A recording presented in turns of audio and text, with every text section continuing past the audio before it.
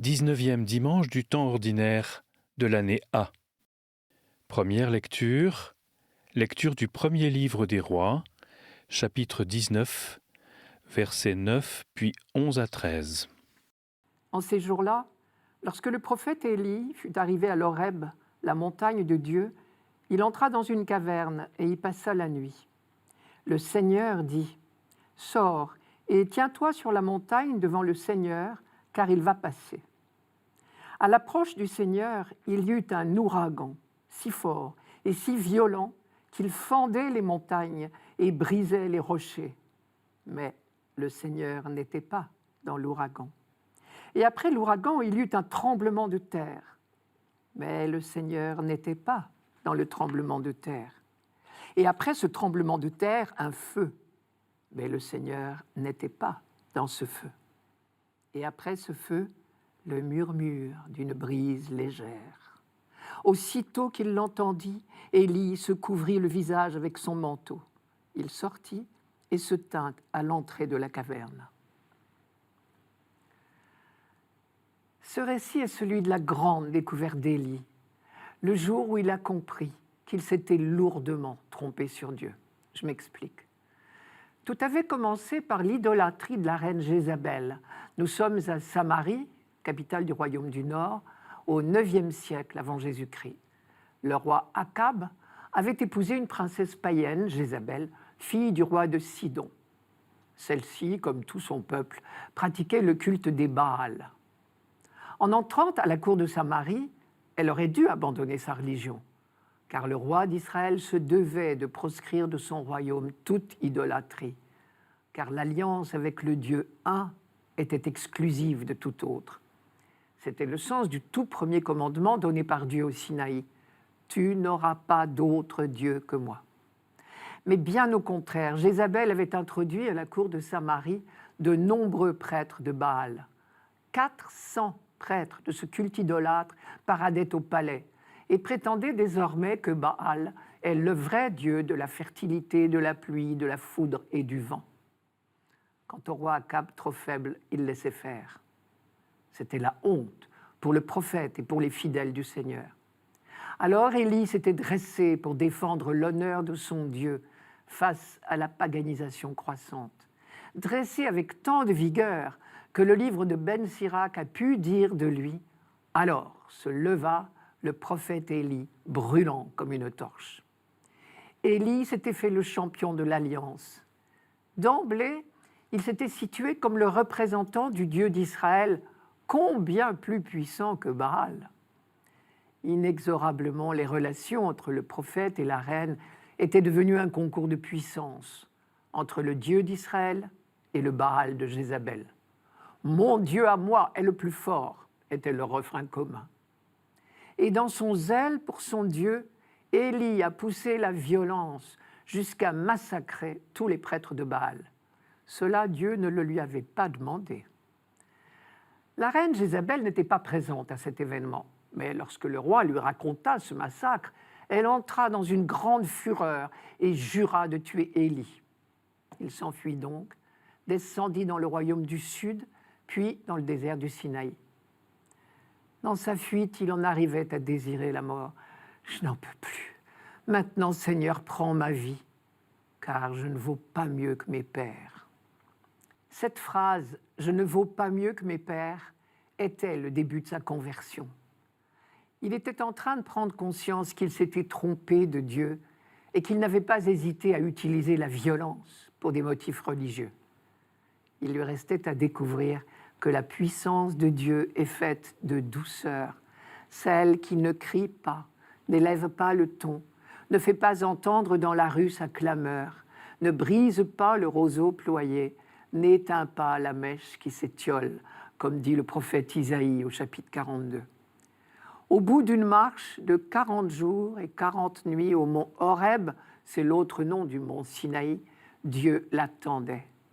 Et il aura fallu tout ce long chemin à Élie pour s'apercevoir qu'il n'avait pas choisi le bon terrain et que peut-être lui-même se trompait de Dieu. Comme ses adversaires, il imaginait un Dieu de puissance. Mais Dieu ne l'a pas abandonné pour autant, au contraire, il l'a accompagné dans sa longue marche et peu à peu l'a converti, jusqu'à se révéler à lui dans la vision émouvante du mont Horeb. Dernière préparation à la rencontre, la question du Seigneur à Élie, réfugié dans une caverne. « Pourquoi es-tu ici, Élie ?» Et Élie répondit, « Je suis passionné pour le Seigneur, le Dieu des puissances. Les fils d'Israël ont abandonné ton alliance, ils ont démoli tes autels, tué tes prophètes par l'épée. Je suis resté moi seul et l'on cherche à m'enlever la vie. » Puis vient cette étonnante manifestation de Dieu. Il n'est ni dans l'ouragan, ni dans le feu, ni dans le tremblement de terre, mais dans le murmure d'une brise légère. Et encore, notre traduction est beaucoup trop forte, si j'ose dire. En hébreu, c'est littéralement le son d'un silence en poussière. Un silence, c'est l'absence de son, précisément. Et que dire d'une poussière de silence ? C'est dire que nous sommes en présence d'un Dieu de douceur, bien loin du vacarme auquel Élie s'attendait peut-être. Mais non, Dieu n'est ni dans l'ouragan, ni dans le feu, ni dans le tremblement de terre, mais dans le son du silence. On est bien loin de la démonstration de puissance qui avait accompagné une autre manifestation de Dieu quelques siècles plus tôt sur cette même montagne. Au temps de Moïse, le peuple n'était pas encore prêt à mettre sa confiance en un Dieu qui n'aurait pas déployé les forces des éléments déchaînés. À l'époque d'Élie, l'heure est venue pour une nouvelle étape de la révélation. Et c'est l'honneur et la gloire du peuple d'Israël d'avoir livré au monde cette révélation dont ils ont été les premiers bénéficiaires avec Élie. C'est dire aussi avec à quelle douceur nous devons tendre si nous voulons être à l'image de notre Père du ciel. Le psaume 84. J'écoute, que dira le Seigneur Dieu ? Ce qu'il dit, c'est la paix pour son peuple et ses fidèles. Son salut est proche de ceux qui le craignent, et la gloire habitera notre terre. Amour et vérité se rencontrent, justice et paix s'embrassent. La vérité germera de la terre, et du ciel se penchera la justice.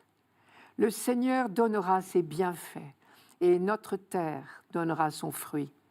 La justice marchera devant lui, et ses pas traceront le chemin. Ce psaume 84 a été écrit après le retour d'exil du peuple d'Israël, ce retour tant attendu, tant espéré. Ce devait être un merveilleux recommencement. C'était le retour au pays d'abord, mais aussi le début d'une nouvelle vie. Dieu effaçait le passé, on repartait à neuf. La réalité moins rose. D'abord, on a beau prendre de bonnes résolutions, rêver de repartir à zéro, nous en savons tous quelque chose, on se retrouve toujours à peu près pareil. Et c'est très décevant. Les manquements à la loi, les infidélités à l'alliance ont recommencé, inévitablement. Ensuite, il faut dire que l'exil à Babylone a duré à peu de choses près 50 ans, de 587 à 538 avant Jésus-Christ. Ce sont des hommes et des femmes valides, d'âge mûr pour la plupart, qui ont été déportés et qui ont survécu, s'ils ont survécu, à la marche forcée à travers le désert qui sépare Israël de Babylone. Cela veut dire que 50 ans plus tard, au moment du retour, beaucoup d'entre eux sont morts. Ceux qui rentrent au pays sont soit des jeunes partis en 587, mais dont la mémoire du pays est lointaine, évidemment, ou bien des jeunes nés pendant l'exil. C'est donc une nouvelle génération, pour une bonne part, qui prend le chemin du retour. Cela ne veut pas dire qu'ils ne seraient ni très fervents, ni très croyants, ni très catéchisés. Leurs parents ont eu à cœur de leur transmettre la foi des ancêtres. Ils sont impatients de rentrer au pays tant aimé de leurs parents. Ils sont impatients de reconstruire le temple et de recommencer une nouvelle vie. Mais au pays, justement, ils sont pour la plupart des inconnus, et évidemment, ils ne reçoivent pas l'accueil dont ils avaient rêvé. Par exemple, on sait que la reconstruction du temple s'est heurtée sur place à de farouches oppositions. Dans le début de notre psaume d'aujourd'hui, on ressent bien ce mélange de sentiments. Je vous donne des versets qui ne font pas partie de la liturgie de ce dimanche, mais qui expliquent bien le contexte. Le retour d'exil est une chose acquise. Je cite, « Tu as aimé, Seigneur, cette terre. Tu as fait revenir les déportés de Jacob. Tu as ôté le péché de ton peuple. Tu as couvert toute sa faute. Tu as mis fin à toutes tes colères. Tu es revenu de ta grande fureur. Mais pour autant, puisque les choses vont mal encore, on se demande si Dieu ne serait pas encore en colère. Je cite encore. Seras-tu toujours irrité contre nous? Maintiendras-tu ta colère d'âge en âge? Alors on supplie, fais-nous voir, Seigneur, ton amour, que nous soit donné ton salut. Et on demande la grâce de la conversion définitive. Fais-nous revenir, Dieu, notre salut. Toute la première partie du psaume joue sur le verbe revenir. Revenir au sens de rentrer au pays après l'exil. C'est chose faite. Revenir au sens de revenir à Dieu, se convertir, c'est plus difficile. Et on sait bien que la force, l'élan de la conversion est une grâce, un don de Dieu. Une conversion qui exige un engagement du croyant. J'écoute, que dira le Seigneur Dieu? Écouter au langage biblique, c'est précisément l'attitude résolue du croyant, tourné vers son Dieu, prêt à obéir aux commandements, parce qu'il y reconnaît le seul chemin de bonheur tracé pour lui par son Dieu. Ce qu'il dit, c'est la paix pour son peuple et ses fidèles. Et la fin de ce psaume est un chant de confiance superbe, en quelque sorte le chant de la confiance revenue, la certitude que le projet de Dieu, le projet de paix pour tous les peuples avance irrésistiblement vers son accomplissement. La gloire, c'est-à-dire le rayonnement de la présence de Dieu, habitera notre terre. La justice marchera devant lui et ses pas traceront le chemin. Amour et vérité se rencontrent, justice et paix s'embrassent. Le psalmiste ici parle comme si l'harmonie régnait déjà sur la terre, car il entrevoit le jour qui vient, celui où après tant de combats et de douleurs inutiles et de haines imbéciles, enfin les hommes seront frères. Pour les chrétiens, ce jour est là. Il a commencé lorsque Jésus-Christ s'est relevé d'entre les morts. Et à leur tour, les chrétiens ont chanté ce psaume. Et pour eux, désormais, à la lumière du Christ, il a trouvé tout son sens. Le psaume disait « Son salut est proche de ceux qu'il aime ». Mais justement, le nom de Jésus veut dire « Dieu salue » ou « Dieu qui sauve ». Le psaume disait « La vérité germera de la terre ». Et Jésus lui-même a dit « Je suis la vérité ». Quant au mot « germe », ne l'oublions pas, c'était l'un des noms du Messie dans l'Ancien Testament. Le psaume encore disait « La gloire habitera notre terre ». Et Saint Jean, dans son évangile, dit « Le Verbe s'est fait chair, il a habité parmi nous et nous avons vu sa gloire, cette gloire qu'il tient du Père. » Le psaume disait « J'écoute, que dira le Seigneur Dieu ?» Et Jean appelle Jésus la parole, le Verbe de Dieu. Le psaume encore disait « Ce que Dieu dit, c'est la paix pour son peuple. » Et lors de ses rencontres avec ses disciples après sa résurrection, la première phrase de Jésus pour eux sera « La paix soit avec vous ». Décidément, toute la Bible nous le dit.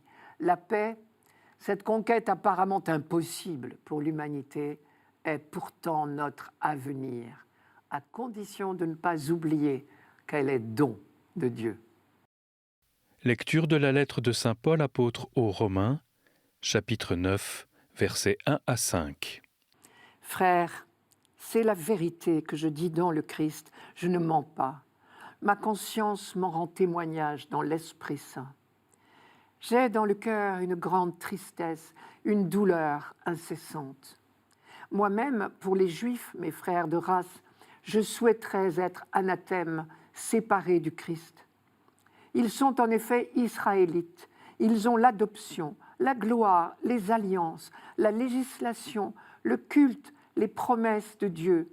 Ils ont les patriarches, et c'est de leur race que le Christ est né, lui qui est au-dessus de tout, Dieu béni pour les siècles. Amen. Les 8 premiers chapitres de la lettre aux Romains ont décrit pas à pas la démarche de la grâce, le déroulement du dessein d'amour de Dieu depuis Adam et Abraham jusqu'au Christ ressuscité des morts qui donne l'Esprit.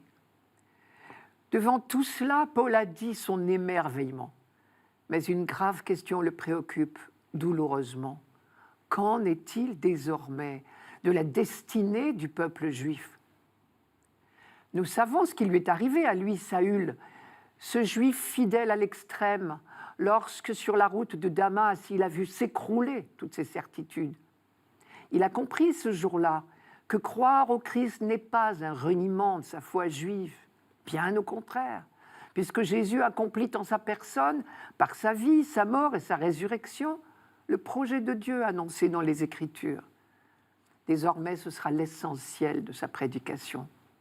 Et lorsqu'il aura à répondre au tribunal de son activité d'apôtre, après son arrestation par les autorités juives à Jérusalem, Paul déclarera « Les prophètes et Moïse ont prédit ce qui devait arriver. Je ne dis rien de plus. » Mais ses frères juifs, dans leur grande majorité, non seulement ne l'ont pas suivi, mais pour beaucoup d'entre eux sont devenus ses pires persécuteurs. À la date à laquelle Paul rédige sa lettre aux Romains, on n'en est pas encore à la séparation officielle entre juifs et chrétiens, quand ceux-ci seront chassés des synagogues et qualifiés d'apostats dans la prière juive. Mais Paul souffre profondément de l'hostilité qu'il rencontre dans toutes les communautés juives où il tente d'annoncer la bonne nouvelle. Alors il se pose la question, que devient la partie du peuple élu qui ne reconnaît pas Jésus comme le Messie ? Est-elle exclue de l'alliance ? Mais si c'était le cas, cela voudrait dire que l'alliance pouvait être rompue ? Dieu aurait-il repris sa liberté ? Dieu n'était donc pas tenu par ses promesses ? Mais si Dieu n'est pas tenu par ses promesses, les chrétiens non plus ne peuvent pas compter sur la fidélité de Dieu. La réponse à cette question, Paul va la chercher logiquement dans l'Écriture et dans l'histoire d'Israël. Il énumère tous les privilèges du peuple choisi par Dieu et qui sont les piliers de la foi d'Israël. Je cite, « Ils ont pour eux l'adoption, la gloire, les alliances, la loi, le culte, les promesses de Dieu. Ils ont les patriarches et c'est de leur race que le Christ est né. » Pour Paul, juif imprégné des Écritures, cette liste à elle seule évoque toute l'histoire du peuple choisi. On peut essayer d'imaginer à quel passage de l'Écriture Paul faisait référence. Je reprends un à un chacun de ces éléments.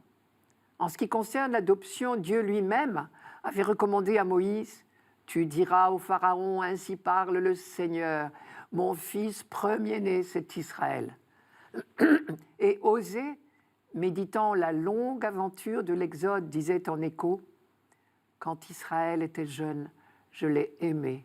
Et d'Égypte, j'ai appelé mon fils. » Paul pensait peut-être également au Deutéronome. « Vous êtes des fils pour le Seigneur votre Dieu. » La gloire maintenant. La gloire de Dieu, c'est le rayonnement de sa présence. Or, Israël a bénéficié de plusieurs manifestations de Dieu. Ce fut le cas dans la grande manifestation dans l'orage et le feu au mont Sinaï. Ce fut le cas également lorsque la présence de Dieu se manifesta au-dessus de la tente de la rencontre qui venait d'être dressée pour abriter l'arche d'alliance. Je cite, « La nuée couvrit la tente de la rencontre et la gloire du Seigneur remplit la demeure. » Dieu gratifia encore Salomon d'une manifestation semblable au moment de la dédicace du temple qui venait d'être construit. Autre privilège dont Israël pouvait être fier, cette alliance reconduite d'âge en âge. Tout avait commencé avec Abraham, puis Isaac, puis Jacob. Et au Sinaï, Dieu avait promis à son peuple « Vous serez ma part personnelle parmi tous les peuples. » Et c'est bien envers le peuple, et non pas seulement envers Moïse, que Dieu s'était engagé. La loi donnée à ce moment-là par Dieu était comprise comme une preuve de sa sollicitude pour son peuple, de sa volonté de le faire grandir dans la paix et dans la liberté. en attendant le jour béni de toutes les promesses, où toutes les promesses de bonheur faites par Dieu seraient enfin accomplies avec la venue du Messie. Et voilà que le Messie était venu et que son peuple, dans sa grande majorité, l'avait méconnu, pire, éliminé. On comprend à quel point la question pouvait être douloureuse pour Paul, lui qui avait eu aussi sa période de refus. Mais c'est dans sa foi et dans l'Écriture qu'il a trouvé la réponse. La longue énumération que nous venons de faire avec lui dicte la solution. Non, il est impossible que Dieu oublie son peuple. Lui-même l'a promis. Je cite, « La femme oublie-t-elle de montrer sa tendresse à l'enfant de sa chair? Même si celle-là oubliait, moi, je ne t'oublierai pas. » Oui, c'est sûr, d'une manière mystérieuse pour nous, mais de manière certaine, Israël reste aujourd'hui encore le peuple élu. L'argument décisif, Paul l'a écrit à Timothée, je cite, « Dieu reste fidèle, car il ne peut se rejeter lui-même. » Évangile de Jésus-Christ selon saint Matthieu, chapitre 14, versets 22 à 33. Aussitôt après avoir nourri la foule dans le désert, Jésus obligea les disciples à monter dans la barque et à le précéder sur l'autre rive, pendant qu'il renverrait les foules. Quand il les eut renvoyés, il gravit la montagne à l'écart pour prier. Le soir venu, il était là, seul. La barque était déjà à une bonne distance de la terre. Elle était battue par les vagues, car le vent était contraire. Vers la fin de la nuit, Jésus vint vers eux en marchant sur la mer. En le voyant marcher sur la mer, les disciples furent bouleversés. Ils dirent « C'est un fantôme ». Pris de peur, ils se mirent à crier. Mais aussitôt Jésus leur parla « Confiance, c'est moi, n'ayez plus peur ». Pierre prit alors la parole « Seigneur, si c'est bien toi, ordonne-moi de venir vers toi sur les eaux. » Jésus lui dit « Viens ». Pierre descendit de la barque et marcha sur les eaux pour aller vers Jésus. Mais voyant la force du vent, il eut peur. Et comme il commençait à s'enfoncer, il cria « Seigneur, sauve-moi » Aussitôt, Jésus étendit la main, le saisit et lui dit « Homme de peu de foi, pourquoi as-tu douté ?» Et quand ils furent montés dans la barque, le vent tomba. Alors ceux qui étaient dans la barque se prosternèrent devant lui et ils lui dirent « Vraiment, tu es le Fils de Dieu. » Ceci se passe tout de suite après la multiplication des pains. Les disciples ont eu tout juste le temps de ramasser les 12 corbeilles de ce qui restait, après que toute la foule ait été rassasiée. Et Jésus, nous dit Matthieu, les oblige aussitôt à quitter les lieux. On peut se demander pourquoi. Il y a peut-être 2 raisons à cela. Première raison, l'urgence de la mission. Il n'y a pas de temps à perdre. Mais il y a plus grave peut-être. Matthieu, dans l'épisode des tentations, nous dit bien que Jésus a dû résister à la tentation du succès. Quand le tentateur lui avait suggéré de changer des pierres en pain pour assouvir sa propre faim, Jésus avait refusé. Ici, il venait de multiplier les pains pour servir son peuple. Mais la deuxième tentation se profilait peut-être à l'horizon. « Jette-toi du haut du temple pour faire un grand coup d'éclat », avait suggéré le tentateur. Et là encore, Jésus avait su résister. Mais ici, au bord du lac, après l'impressionnant miracle des pains pour une foule nombreuse, peut-être Jésus a-t-il craint pour lui-même ou pour ses disciples le risque de céder au spectaculaire.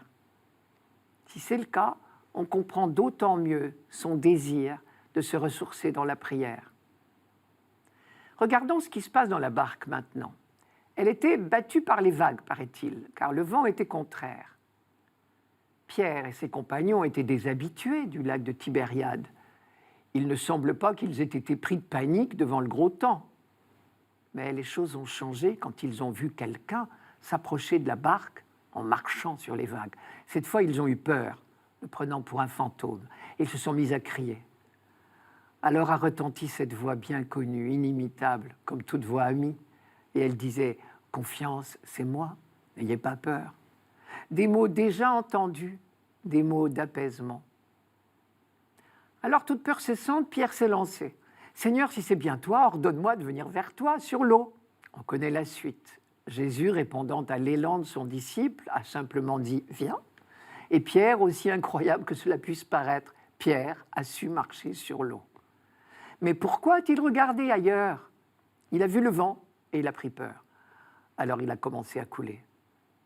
Matthieu ne peut pas mieux décrire la condition de tout disciple, faite d'élan sincère et de fragilité.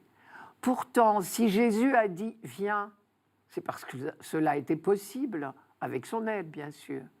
Mais il ne fallait pas regarder ailleurs et s'inquiéter de la puissance du vent. Les disciples avaient déjà vécu l'épisode de la tempête apaisée, pourtant. Belle leçon, là encore. Nous ne sommes jamais à l'abri d'une nouvelle reculade. Celui qui se croit le mieux assuré peut encore perdre pied, comme Pierre ici. Comme Pierre encore quelques années plus tard, lors de la Passion. C'est lui qui aura le plus bel élan. Même s'il faut que je meure avec toi, non, je ne te renierai pas. Et c'est le même qui, cette nuit-là, précisément, reniera son maître par 3 fois. Je reviens sur le lac. Pierre, donc, prend peur et s'enfonce.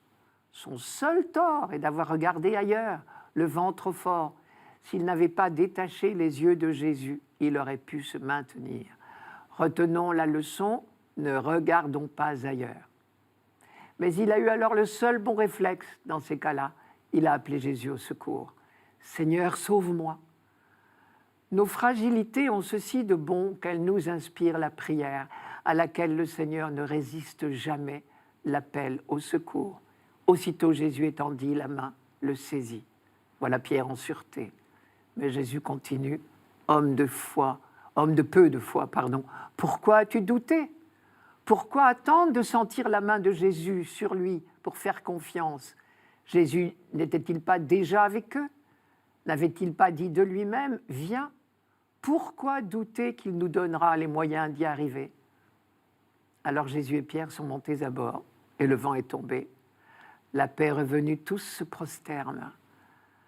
Dans la voix de Jésus, dans ses gestes, ils viennent de reconnaître celui qui apporte la paix au monde. Vraiment, tu es le Fils de Dieu. Il y aura encore dans la vie des disciples, dans la nôtre, d'autres élans, d'autres reniements. Mais il suffira alors de dire humblement « Seigneur, sauve-moi » pour que nous rencontrions sa main tendue.